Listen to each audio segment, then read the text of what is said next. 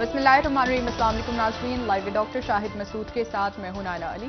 नाज़रीन, आज army chief general Asim Munir साहब ने बरतानवी फ़ौज के सरबराह से एक अहम मुलाकात की। मुलाकात में बाहमी दिलचस्पी के उमूर पर तबादला ख्याल किया गया। दूसरी जानिब काफ लीग ने मौजूदा सियासी सूरत हाल पर एक ऑल पार्टीज कॉन्फ्रेंस बुलाने का फैसला किया है, जबकि सुप्रीम कोर्ट ऑफ पाकिस्तान ने ऑडियो लीक्स कमीशन केस में वफाकी हुकूमत की दरख्वास्त वापस कर दी है। इस समेत दिन भर जो हम मौजूआत रहे उन पर बात करेंगे। हमारे साथ स्टूडियो में मौजूद हैं डॉक्टर शाहिद मसूद। अस्सलाम वालेकुम डॉक्टर साहब। डॉक्टर साहब, काफ लीग की जानिब से एक ऑल पार्टीज कॉन्फ्रेंस बुलाने का फैसला किया गया है, जिसमें तमाम सियासी जमातें शिरकत करेंगी, उनको मदऊ किया जाएगा और मौजूदा सियासी सूरत हाल पर जो है मुस्तकबिल के हवाले से एक हिकमत अमली वज़ा होगी। क्या इसकी सूरत में जो मौजूदा सियासी सूरत हाल में हम एक अदम इस्तेहकाम देख रहे हैं, क्या वो इस्तेहकाम में बदल पाएगी? ज़रा सियासी सूरत हाल पे मैं बात करता हूँ अभी, लेकिन उससे पहले तो ज़रा हम डॉक्टर आफिया सिद्दीकी की बात करें। डॉक्टर आफिया सिद्दीकी जो हैं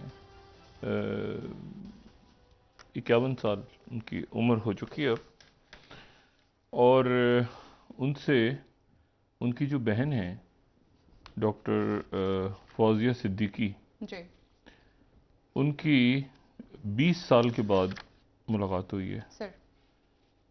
और ये सेनेटर मुश्ताक हैं हमारे बड़े ज़बरदस्त यहाँ पे जमात इस्लामी की, उनकी कोशिशों से, और उसमें जो है वो ये 2.5 घंटे मुलाकात अभी तक जो है वो रही, और दरमियान में जो है वो शीशा वगैरह लगा हुआ था। आफिया सिद्दीकी साहबा के बारे में उनकी बहन ने बताया कि वो खाकी लिबास में थी जेल के, और सर पे स्कार्फ लिया हुआ था, और दोनों बहनों की मुलाकात 20 साल के बाद हुई है। अच्छा, आफिया सिद्दीकी जो हैं वो 86 साल की उनको कैद की सज़ा हो चुकी है, 86 ईयर्स। और जब वो गिरफ़्तार हुई थी आफिया सिद्दीकी, तो उस वक्त उनके बेटे की उम्र 6 माह थी। उनका बेटा ज़ाहिर है जवान हो चुका है, और उनकी बेटी अब डॉक्टर बन चुकी हैं, और उनके आगे के दांत उनकी बहन बता रही हैं कि वो गिर चुके हैं। और आफिया सिद्दीकी को उनकी बहन जो है वो अपनी वालदा का पूछती रहीं, लेकिन उनको नहीं बताया गया कि उनकी वालदा का काफ़ी अरसे पहले इंतकाल हो चुका है। तो 20 साल के बाद जो है वो दोनों बहनों की मुलाकात हुई है अमेरिका में। अब ये जंग भी ख़त्म हो गई, जो तालिबान के वहाँ पे रूल आ गया, गुंतानामो बे से लोग छूट गए। अब देखिए इन जंगों ने कितने ख़ानदान तबाह किए हैं, और ये अफ़गानिस्तान की जंग जो खुदा जाने कब कितने ख़ानदान तबाह हुए हैं, कितने लोग तबाह हुए हैं। और ये तो एक अफ़गानिस्तान है, आप यमन को देखें, आप सीरिया को देखें, आप सोमालिया को देखें। रियासतें एक दफ़ा अदम इस्तेकाम का शिकार हो जाए ना, वो कभी उनमें इस्तेकाम नहीं आता। और मैं हमेशा ये बात अल्लाह ताला से शुक्र हमें अदा करना चाहिए, यानी ऐसी कौमें हैं जो कौमें हैं लेकिन उनके पास ज़मीन नहीं है। जो मैं बात हमेशा कहता हूँ, पक्की कौम है, उनको 1 इंच ज़मीन चाहिए कि किसी तरह यहाँ पर हम एक छोटा इतना सा कुर्दिस्तान बन जाए, किसी तरह इतना सा एक इलाका ऐसा हो जो कि मुकम्मल तौर पे आज़ाद हो, यानी पैलेस्टीनियंस हज़ारा साल पुरानी इतना सा एक टुकड़ा हो जहाँ पे हम कहें कि ये इसराइल का तसल्लुत नहीं है और ये आज़ाद फ़लस्तीन है। उसके लिए वो लड़ रहे हैं दिहाइयों से। और ऐसे भी कौमें हैं जिनके पास मुल्क ज़मीनें हैं और वो नाशुक्र हैं, वो कौमें लड़ रही हैं आपस में, एक दूसरे का सर फोड़ रही हैं कि हमें मुल्क कैसे मिल गया भाई। तो ये एक ऐसा है सबक जो हमें देखना चाहिए, ठीक है ना। अब ये जो मुल्क की सियासत है, इस पर तो मैं क्या बात करूं। आज देखें, हमारे काबिल एहतराम दोस्त हैं ये फवाद चौधरी साहब भी, बाकी सारी शख्सियात भी। अब ये वहाँ पे गए हैं, तो उसमें वहाँ पे मसम्मत की है 9 मई के मैं वाक़यात बताता हूँ ना आपको, मैं बताता हूँ। वो वहाँ पे गए हैं, और मैंने उस दिन बात की थी ना कि कुछ रोज़ पहले जो है वो कल या परसों मैंने बात की थी फवाद चौधरी से। अब वो वहाँ पे गए हैं, उनकी बड़ी अच्छी मुलाकात हुई है शाह महमूद कुरैशी साहब से, और मुलाकात जो है वो अडयाला जेल में हुई है, जो कि पंजाब गवर्नमेंट के अंडर है, और ये प्रॉपर फैसिलिटीज़ जो खुद भी बता रहे हैं वो कि जी अलग से कमरा और कोई भी नहीं, तो आराम से खुली टुली बात हुई है।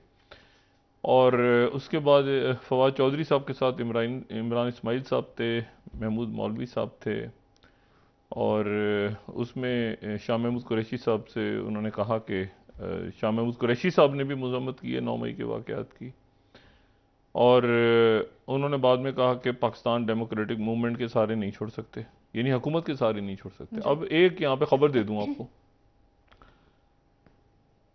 हुकूमत इनको मुल्क से बाहर जाने की इजाज़त देने वाली है, सबको ईसीएल से नाम निकालने वाली है। अनकरीब आपको फवाद चौधरी साहब और अली जदी साहब मुल्क से बाहर जाते नजर आएंगे जी।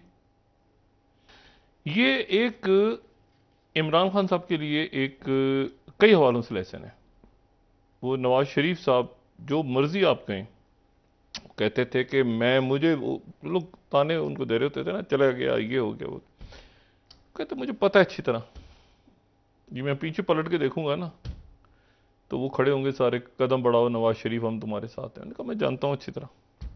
ये नवाज शरीफ साहब को बहुत जो है ना, यानी सेकंड टर्म में जब ये गए यहाँ पे बाहर, तो उनको था कि जा रहे हैं ये फलाना डिमांड, मैंने कहा नहीं। यानी मैं बात कर रहा हूँ जब वो वापस आने से पहले जब गए थे, यानी एक तो जब वापस आए हैं ना गिरफ्तारी के लिए, जब गिरफ्तार हो गए, उससे पहले जब मुझसे गए थे, तो उन्होंने कहा ये नहीं ठहर जाओ, ये कदम बढ़ाओ वाला खेल मैं जानता हूं अच्छी तरह। अब जनाब मतलब फवाद चौधरी साहब दोस्त हैं भाई हमारे, उन्होंने जनाब वो बाहर जा रहे हैं, और उन्होंने तकरीबन यानी उन्होंने जो बात की है, उन्होंने कहा है कि मुल्क को नवाज शरीफ और आसिफ जरदारी के सारे नहीं छोड़ सकते, ये हुकूमत उनको इजाज़त देने वाली है बाहर जाने की। यानी आप देखें कि कैसे क्या है, ये पॉलिटिकल ऑर्डर ख़त्म है। मैं बार बार बात कह रहा हूँ कि हमारे नौजवान जो हैं, हमारे बच्चे, ये 73 का आइन जो बनाया, हमारे इंतहाई काबिल एहतराम लोग थे, लेकिन उन्होंने क्या किया? वो कौन से लोग थे? मतलब ये कोई फाउंडिंग फादर्स थे मुल्क के? ये वो लोग थे जिनकी वजह से वो मुल्क टूटा था।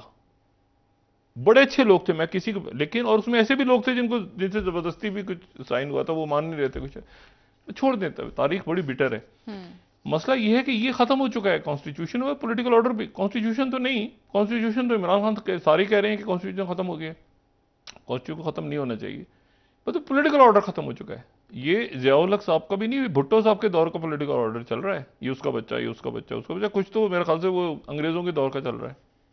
अंग्रेजों के दौर का चलने में मुजायका कुछ नहीं है, अंग्रेजों के दौर का पॉलिटिकल ऑर्डर चलने का मुजायका कुछ नहीं है, लेकिन मसला ये है कि क्या वो नए दौर के, वो तो इंडिया में भी चल रहा है अंग्रेजों के दौर का, ये जो राहुल गांधी है, या हमारे यहाँ भी चल रहा है अंग्रेजों के दौर का, बहुत से फैमिलीज उनके, लेकिन क्या वो अब लोग एक्सेप्ट कर रहे हैं इस चीज को कि ये पॉलिटिकल, ये सेटअप ऐसे इस तरह से रहे कि वो उधर से वो उधर, उधर से उधर।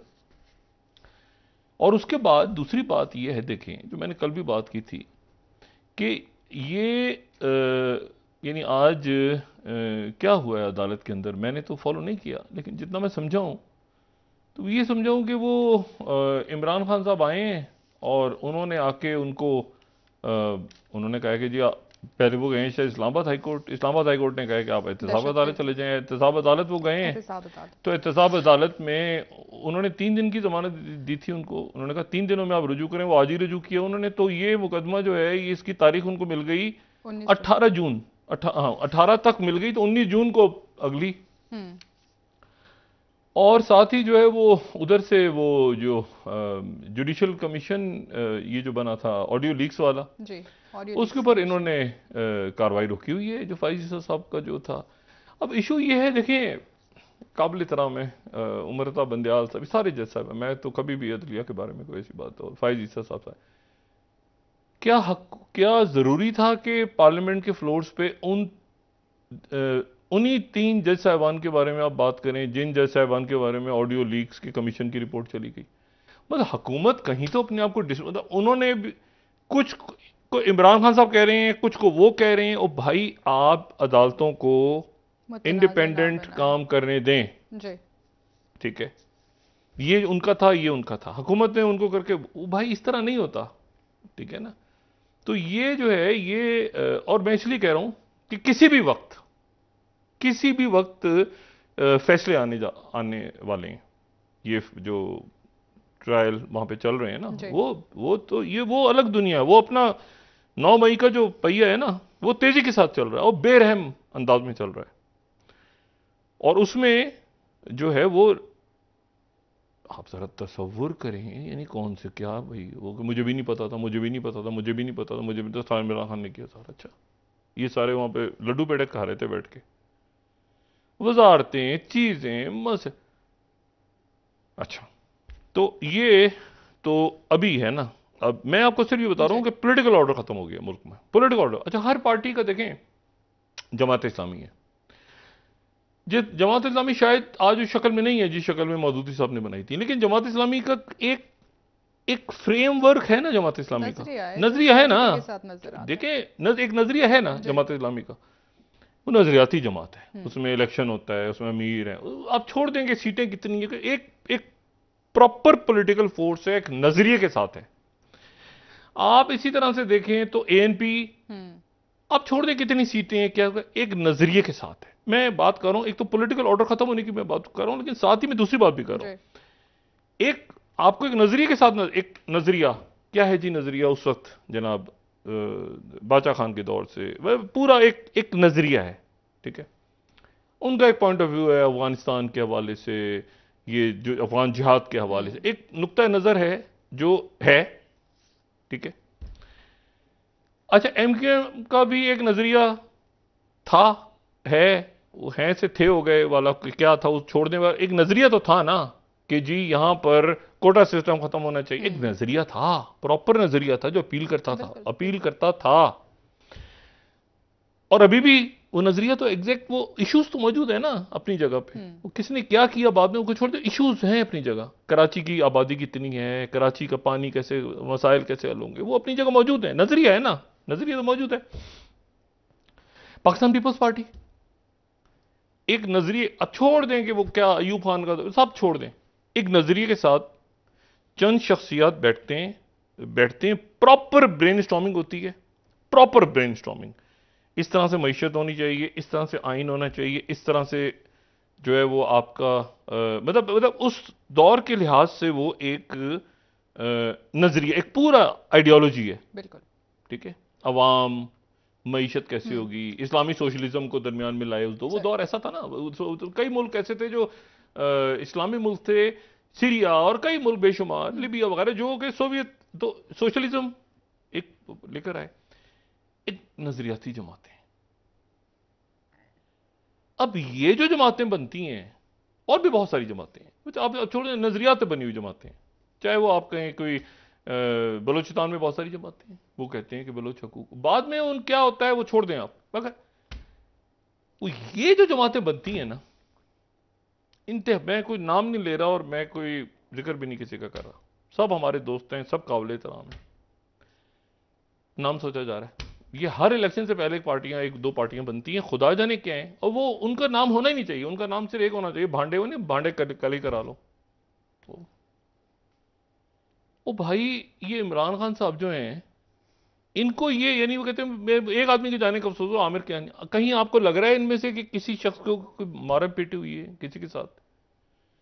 ये जिस स्पीड से गाड़ियां दौड़ी हैं हमारे पीछे, वो डीएसएनजी के वो पीछे रह गए, ये जितनी तेजी के साथ आगे गए, बॉडी लैंग्वेज नहीं कि प्राइम मिनिस्टेरियल लुक है। हमारी दुआएं बने प्राइम मिनिस्टर सारी शख्सियात, मगर मसला ये है कि भाई वो ये क्या है, ये क्या है?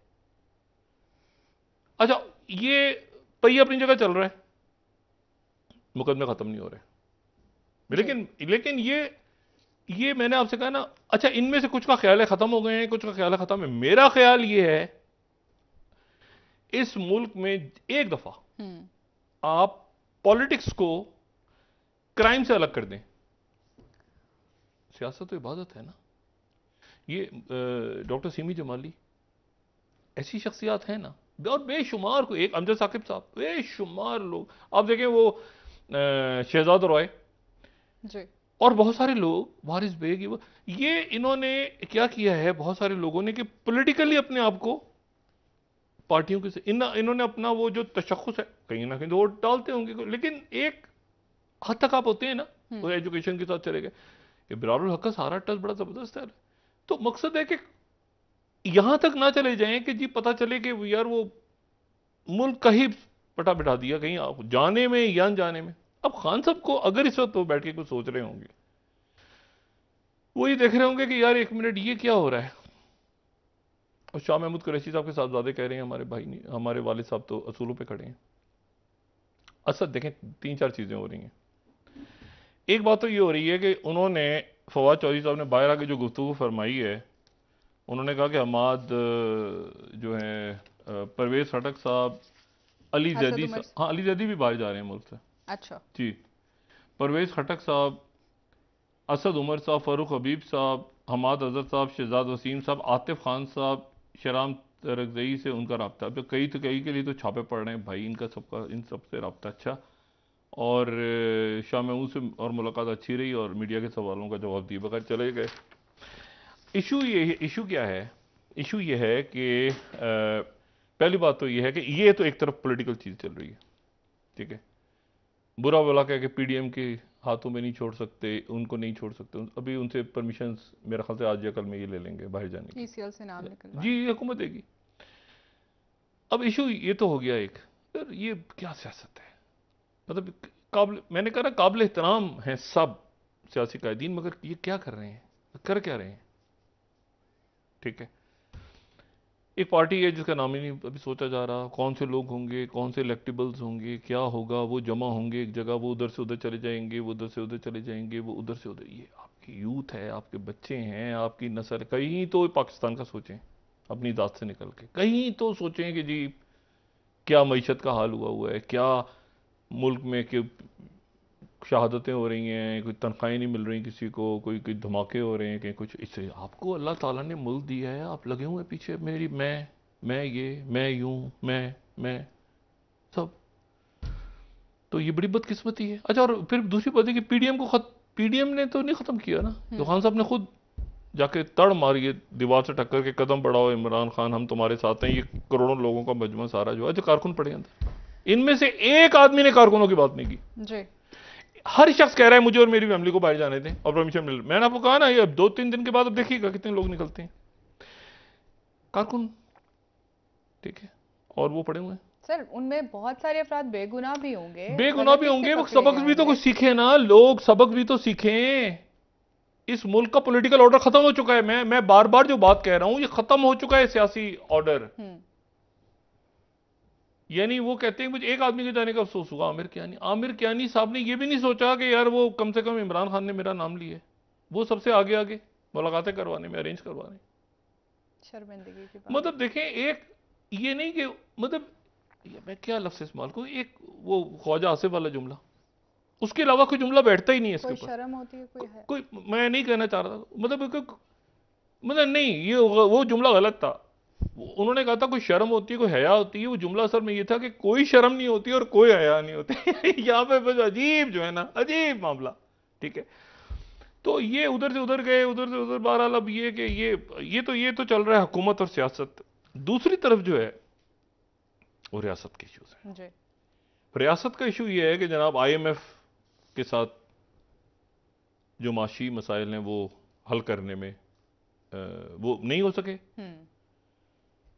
और आज आप देखिए ना, उन्होंने कहा है कि पॉलिटिकल, अच्छा इसको, यानी इसको आप इस अंदाज में देखें कि ये बात जो है ना, ये बात बड़ी गहरी है। मतलब इस पर किसी जमात को भी खुश नहीं होना चाहिए, चाहे वो हुकूमत में हो अपोजिशन में हो। यानी इसका मतलब ये हुआ कि आईएमएफ जो है वो पॉलिटिकल मामलात में भी एक टूल है ना। देखें बड़े बड़े मुल्कों में ये जो प्रॉक्सी वॉर्स और जंगें और ये जो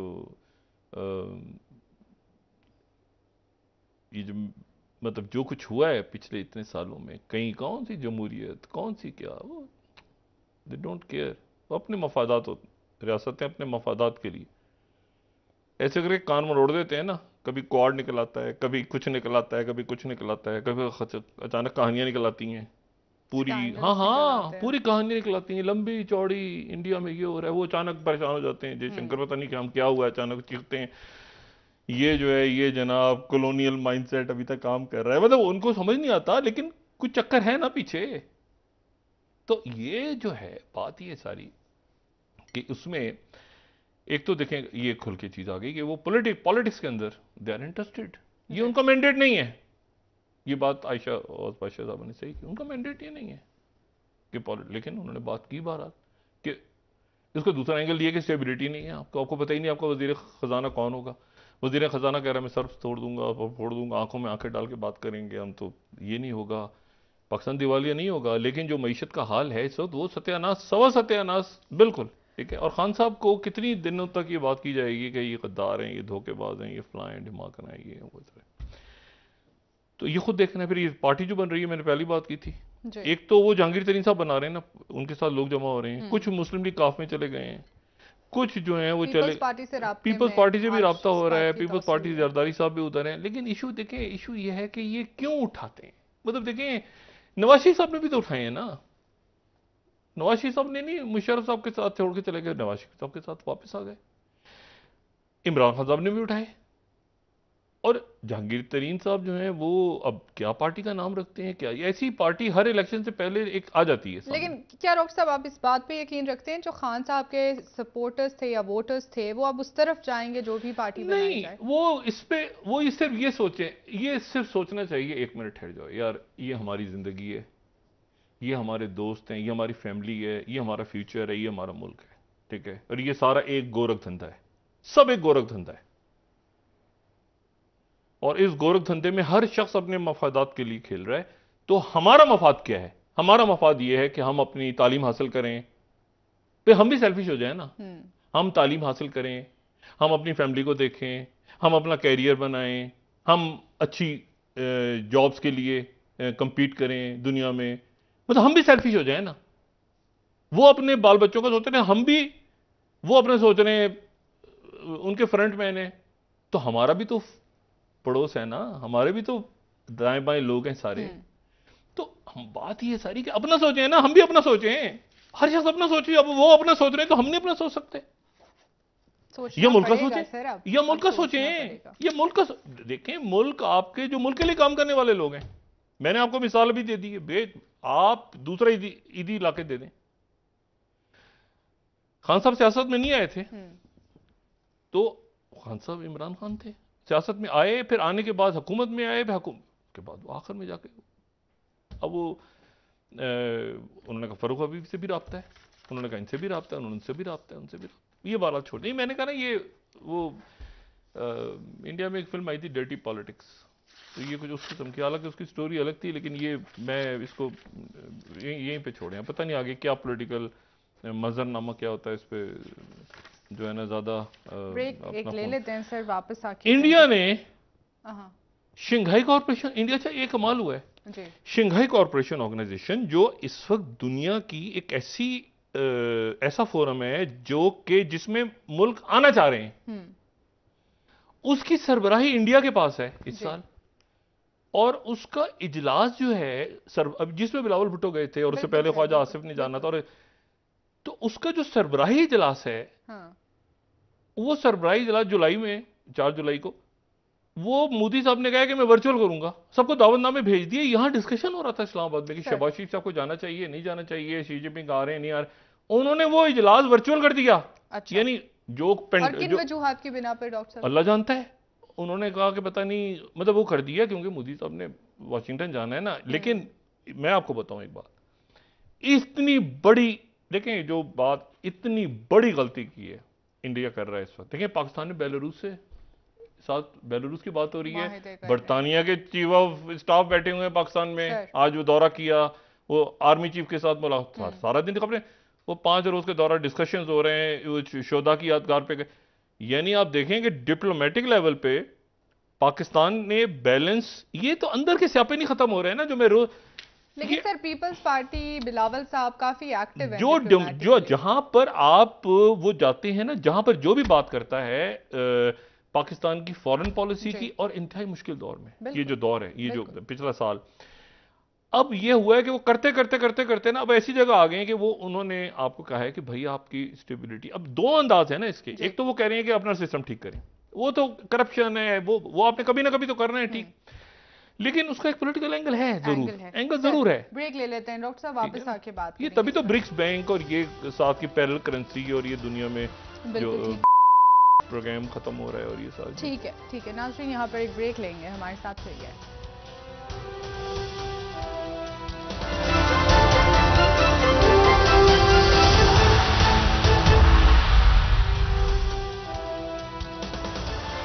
वेलकम बैक नाजरीन। जी डॉक्टर साहब, फवाद चौधरी साहब ने जो आज दौरान गुफ्तगू कहा कि 9 मई के वाकयात में मुलव्विस अफराद के खिलाफ कानून अपना रास्ता लेगा, तो फिर अफराद मुलव्विस कौन थे? अब तो सारे बाहर हैं बेचारे कारकुनान क्या के हमारी अलावा। जिंदगियों में फवाद चौधरी साहब के बयानात या इमरान खान साहब किसको जो है क्या जिम्मेदारी दे के और कहाँ पे ला रहे हैं, और जहांगीर तरीन साहब पार्टी का नाम क्या रखेंगे, इसके अलावा कुछ और है अगर जिंदगियों में तो सोचें। मतलब बात ये सारी कि ये सारे काबिल तनाम लोग हैं, मगर इनके बयानात पे मैं क्या बात करूं, मतलब जो भी होगा ठीक है। बेमायने अब तो। मैं तो अगला पॉलिटिकल सोच रहा हूँ ना, ये एक ऑर्डर तो कोलैप्स हो गया। हाँ। अब देखिए ना, अब किस तरह से होगा, या ये पार्टी जो है ये जहांगीर तरीन साहब का ग्रुप क्या उधर इमरान खान साहब के बगैर एक पीटीआई बन रही है, या जो है वो जहांगीर तरीन साहब अलग बनाएंगे, वो अलग बनाएंगे, उनका इस्लामाबाद मिशन कंप्लीट हो गया, वो कल वापस चले जाएंगे। अब इस दौरान अलीम खान साहब क्या उस पार्टी में होंगे? परवेज खटक साहब से राब्ता है, परवेज खटक साहब और असद उमर साहब और शाह महमूद साहब, ये तीनों शख्सियात जो हैं यकीनन इमरान खान साहब की जगह लेने को बेताब हैं। ठीक है, चाहे जो मर्जी हो। परवेज खटक साहब हमारे काबिल एहतराम, लेकिन बहरहाल ये वही -1 वाली चीज़ चल रही है। इशू ये है कि इसमें ये क्या है, ये क्या था, ये क्या था जो कुछ हो रहा है और जो हुआ वो क्या। अब इसमें इलेक्शंस में ये पार्टी क्या मुस्लिम लीग नून के साथ जाएगी? क्या पंजाब में वो मुस्लिम लीग नून कहती है हमारे पास जगह ही नहीं है लोगों की। अच्छा, वो तो इशू ये है कि वो ये उधर अलायंस करेंगे, फिर अलग इंडिपेंडेंट अलायंस होगा। ये जो पीटीआई माइनस इमरान खान होगी, ये क्या इसको इमरान खान साहब के वोट इनको पड़ जाएंगे? इमरान खान साहब अगर नाहल हो जाते हैं या उनको सजा हो जाती है, जी। ठीक है, जो कि अब शुरू होने लगा है प्रोसेस तेजी के साथ, तो फिर ये अलायंस किस तरह से होगा, और पंजाब किसके पास होगा? पंजाब में अगर फर्ज करें हंग पंजाब, हंग पार्लियामेंट या वो हंग, तो फिर भी कोई वजीर आला तो होगा ना, जी। किसी ना किसी, चाहे वो उस्मान बुजदार टाइप एक शख्सियत हो हमारे काबिल एहतराम। जब तक सूरज चांद, वो किधर है वो पता नहीं, खुदा जाने। अच्छा, बहरहाल तो वो जो है वो अच्छा, नहीं अभी तक नहीं सुना कि कुछ छापा छापा पड़ा उनके लिए। गिरफ्तार भी नहीं हुए गिरफ्तार डॉक्टर साहब। नहीं, वो भी वो वो इस दौर हुकूमत में भी बख्शे हुए हैं। नहीं, वो बस मैं चेक करता हूँ कि वो क्या, मतलब वो कहाँ पर आखिरी दफा नजर आए थे, कहीं आए तो थे नजर, लेकिन बहरहाल वो, बहरहाल अब इशू ये सारा कि वो जो है वो इसमें यहाँ पर इंडिया ने बड़ी गलती की है कि शंघाई कॉरपोरेशन ऑर्गेनाइजेशन में पाकिस्तान, इन्होंने वर्चुअल कर दिया इसको। ये जी। मुझे देखें, इसमें दो तीन बातें हैं। या तो वो जो बिलावल यहाँ से गए थे और उन्होंने जाके वो एक इशू खड़ा कर दिया वहाँ पे, ठीक है, इशू उठाया वहाँ पे जाके कश्मीर का। जी। फिर G20 का समिट हुआ, तो समिट हुई तो वहाँ पर सऊदी अरेबिया नहीं आया, वहाँ पर जो है वो टर्की नहीं गया, चाइना ने। अब शंघाई कॉरपोरेशन ऑर्गेनाइजेशन खालिसतन चाइना, जी। उनका सरबराही पहले तो इंडिया के जी मेंबरशिप दें, मेंबरशिप मिली, फिर सदारत मिली। और पिछले साल समरकंद में जो मेरा ख्याल है सितंबर में जो मीटिंग हुई थी, उज्बेकिस्तान के पास था लास्ट ईयर इसकी प्रेसिडेंसी, तो ये वो इजलास था जिसमें प्राइम मिनिस्टर मोदी की मुलाकात जो है वो प्रेसिडेंट पुतिन से हुई थी जंग खत्म होने के बाद, और पहली दफा प्रीमियर शी निकले थे सर। चाइना से। वो कोई मेरे ख्याल से 1000 दिन या ऐसे करके कोई पहली दफा वो काजाकिस्तान और फिर उज्बेकिस्तान, शंघाई कॉरपोरेशन ऑर्गेनाइजेशन। अब मसला ये है कि उसमें वर्चुअल खिताब करेंगे सारे लोग बैठ के एक जूम के ऊपर। ये जूम तो पेंडेमिक के दिनों का है जूम है, अब तो पिछले साल 1.5 साल से इन पर्सन मीटिंग्स होती हैं, बड़े मीटिंग्स होती हैं। तो ये एक मेरा ख्याल है कि उन्होंने इसलिए कि शायद मतलब है कि वो ज़्यादा उनको समझ नहीं आ रहा, कोई कंसेशन नहीं मिल रहा। चाइना देखें मुल्कों का ये वक्त आ गया है कि अब इंडिया मेरे ख्याल से डिसीजन लेगा। एक वक्त आ गया है कि पाकिस्तान जो है वो डिसीजन लेगा, लेकिन पाकिस्तान एक बैलेंस रखेगा, क्योंकि पाकिस्तान की जंग नहीं है, जी। पाकिस्तान की इंडिया की जंग है चाइना से। पाकिस्तान की ना अमेरिका से जंग है, ना पाकिस्तान की यूरोप से जंग है, ना पाकिस्तान की चाइना से जंग है। पाकिस्तान का इशू कश्मीर के हवाले से, और वो पाकिस्तान का इशू को भी आप छोड़ें, वो एक इंसानी इशू, इंसानी हकूक का इशू बन गया, बल्कि अब तो ज्यादा इशू खड़े हो गए। ये मणिपुर के अंदर हो रहा है कि वो तकसीम करते हैं मणिपुर को, वहां जो मुजाहरे हो रहे हैं उसकी स्ट्रेटेजिक इंपॉर्टेंस है, इसलिए हम डिस्कस करते हैं कि वो मणिपुर के अंदर ये हो रहा है कि वो जो पेरिफेरल में जो कबाइल हैं उसको और सेंटर में जो हम डिस्कस करते हैं उसको तकसीम कर दें। तो हमेशा पहुंचे हुए हैं, मारा मारी हो रही है, लोग मर गए हैं कितने खुदा जाने वहां पे, सैकड़ों की तादाद में। और उसको जरा रिव्यू करेंगे दोबारा। लेकिन ये जो वर्चुअल समिट है एससीओ की, क्या नहीं चाह रहा रहना इंडिया, और अगर नहीं रहना चाह रहा तो बहुत बड़ा एक खसारा इंडिया करेगा, क्योंकि जो मिडिल ईस्ट है या जो यूरोप है, एक कोशिश हो रही है बहुत जबरदस्त। जुलाई में नेटो समिट है लिथुआनिया में, यानी सरबराही इजलास है, तो उससे पहले प्रेसिडेंट जेलेंस्की जो है वो कोशिश कर रहे हैं कि एक और कॉन्फ्रेंस हो जाए आलमी लेवल की, जो जिसमें यूक्रेन का पीस प्लान डिस्कस हो। अब ये बड़ी अच्छा, उसमें जो है यानी आलमी लेवल की कॉन्फ्रेंस, सारी दुनिया के लोग आए उसमें, लेकिन प्यूटिन आए और चाइना से शी जिनपिंग भी आ जाए, ठीक, या और उसमें जो है उसमें उनके जो 10 पॉइंट हैं जिसमें वो कहते हैं कि टेरिटरी हमारी है, ये वो सारा, प्रेसिडेंट बाइडेन भी, मैक्रोन भी उसमें एक्टिव है सारे। वो जुलाई से पहले क्या हो सकती है, नहीं हो सकती। वो अरब लीग में आए थे। ये जो आइडिया है कि जेलेंस्की एक बुलवाएं एक आलमी कॉन्फ्रेंस, ठीक है, माइनस प्यूटिन, ये क्या मुमकिन है? मेरा ख्याल है मुश्किल है। उसकी वजह यह है कि ये इसमें जो सबसे ज्यादा अगर कोई रोल प्ले कर सकता है तो ऐसे मुल्क कर सकते हैं प्ले जैसे चाइना है। इवन जो अगर आप देखें ना, मतलब अब मुझे नहीं पता कि इंडिया की क्या पॉलिसी है आगे, लेकिन इंडिया और अगर ये कि दरमियान में सार्क वार को एक्टिव रखते ना तो ये इतना ये स्यापा नहीं पड़ता। मतलब सबसे अभी नेपाल के वजीर आजम आ गए, फिर नेपाल भी निकल जाएगा, उधर बांग्लादेश का इलाका। इशू ये है कि वो ये कंटेन हो गया है इंडिया। और इंडिया का जो पाकिस्तान से, इंडिया की जो जंग है, इंडिया का जो झगड़ा है पाकिस्तान से, वो झगड़ा बुनियादी तौर पे वो अब एक वो एक टेरिटरी का टेरिटोरियल राय नहीं है, वो एक तो थोड़ी राय अब, मतलब एक पाकिस्तान के साथ है, एक चाइना के साथ है, एक वो मणिपुर वाले कह रहे हैं कि ये डिवाइड कर दो, ठीक है, उधर वो मकसद है कि बहुत सारे इश्यूज हैं, बहुत सारे, और वो दुनिया देख रही है ना कि अब यार नई मल्टीपोलर वर्ल्ड खड़ी हो रही है, तो जी ब्रिक बैंक भी है, तो यहां से भी हम उधार ले सकते हैं, वर्ल्ड बैंक से निकलने, ये होगा वो ऑप्शन ज्यादा है। मैंने अब देखना ब्रिटेन के जो चीफ ऑफ स्टाफ हैं सर पैट्रिक सेंटर्स, उनकी पाकिस्तान में मौजूदगी और जीएचक्यू में जो उनकी मीटिंग्स है, 5 दिन का दौरा है, बड़ा दौरा होता है, ठीक है, वो यहां पर उनका स्टे, और पूरी मतलब उसमें कोई अफगानिस्तान की वॉर तो खत्म हो गई है ना, दुनिया रीजन डिस्कस हो रहा है ना, या ग्लोबल पॉलिटिक्स डिस्कस हो रही है ना, और पाकिस्तान ने बड़ा जबरदस्त रोल रखा है यूक्रेन के साथ भी। हमें देखें बेलारूस के अभी वजीर खारजा होके गए कल, कमाल देखें ना, बेलारूस वो जो रशिया का फ्रंट लाइन, साथ ही यहां पर उस वक्त वो आए हैं कि एक ही वक्त में उनके चेयरमैन ज्वाइंट बैठे हुए पाकिस्तान में तशरीफ लाए हुए हैं, और साथ ही बेलारूस के, और वो वीजा फ्री और वो एग्रीमेंट। तो हम पूरी कोशिश कर रहे हैं पाकिस्तान, और अल्लाह करे कि ये जो तालिबान और ईरान की बड़ी सख्त लड़ाई हो गई है, बड़ी सख्त झड़पें हो रही हैं, मैं उस पर कम डिस्कस कर रहा हूं, लेकिन बड़ी खौफनाक लड़ाई हो रही है उनकी, इतनी खौफनाक हो रही, तालिबान कह रहे हैं कि हम ईरान पर कब्जा कर लेंगे। 12 उसको मैं डिस्कस नहीं कर रहा, अल्लाह ताला खैर आफियत से, हमारे दोनों पड़ोसी हैं। लेकिन मैं सिर्फ ये कह रहा हूं कि वो अच्छा, फिर उसके बाद जो है आप देखें कि यूएई ने अचानक अपने आप को अलग कर लिया। ये वॉल स्ट्रीट जर्नल ने सुबह रिपोर्ट किया, लेकिन उन्होंने रिपोर्ट इसको जिस अंदाज में किया, उन्होंने कहा कि ये जो 6 स्लाइड है कि यूएई जो है वो एग्जिट कर गया है ये नेवल फोर्स, एक नेवल फोर्स जो कि बहरीन के अंदर जिसका हेडक्वार्टर है, और जो कि यहाँ पर आप समझेंगे उसमें 46 के करीब मुल्क हैं, और ये बहरे अमर और ये सारा जो पर्शियन गल्फ नेशन, ये पूरा यहाँ पे बहुत सारे मुल्क, पायरेसी वायरेसी जो यहाँ पे होते थे, कजाक वजाक, ये जो, तो वो सिक्योर करने के लिए यहाँ पे एक अमेरिका ने एक बनाया हुआ था, उसमें से यूएई पुल आउट हो गया। अब इंप्रेशन उन्होंने ये दिया है कि जी ये शायद ईरान की वजह से हुआ है, लेकिन यूएई की तरफ से ऐलान ये हुआ है कि हम तो 2 महीने पहले इससे निकल चुके हैं, और यूएई के बड़े अहम मिनिस्टर इस वक्त ईरान में बैठे हैं। तो इस वक्त इशू ये है कि अब ये जो नए ब्लॉक्स बन रहे हैं ना, इसमें वो बतौर पाकिस्तान पूछते हैं कि जी 1 मिनट ठहरें। अच्छा, मैंने आपसे कहा ना कि फॉरेन पॉलिसी आपकी बराह रास्त लिंक्ड है पाकिस्तान के अंदर। क्या जब मैं ये जुमला कहता, देखें मैं कोई, हम कोई ऐसी वो तो नहीं है ना कि हमारे मुंह से निकली बात, पाकिस्तान में जो कुछ होगा खित्ते के वाकयात तय करेंगे। आखिर में मुझे बताएं कि बाहर की साजिश आ गई ना, अब वो साबित होती है नहीं होती, लेकिन आ गए ना कि बाहर के मुल्क, ठीक है।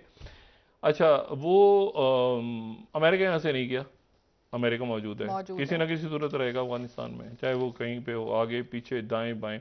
कॉम्प्लेक्स रिलेशनशिप होती है रियासतों की। रियासतें तस्लीम नहीं भी करती, कर भी रही होती हैं, एक दूसरे की मदद भी कर रही होती हैं। मैंने उस दिन एक बात कही तो बहुत अजीब सा लगा लोगों को कि पाकिस्तान के इलेक्शंस में अगला कौन होगा, इंडिया के इलेक्शंस में अगला कौन होगा, ये डीप स्टेट शेयर करती हैं एक दूसरे के साथ, कि ऐसा ना हो कि बिल्कुल ही, मतलब ये बड़ी इंपॉर्टेंट बात है। मतलब देखें, मकसद है कि चाइना और अमेरिका की लड़ाई भी हो रही है, लेकिन वो इलॉन मस्क वहां पहुंचे भी हुए हैं, वहां पर बातें भी चल रही हैं, वो इंडिया की और चाइना की लड़ाई भी हो रही है, तिजारत भी चल रही है।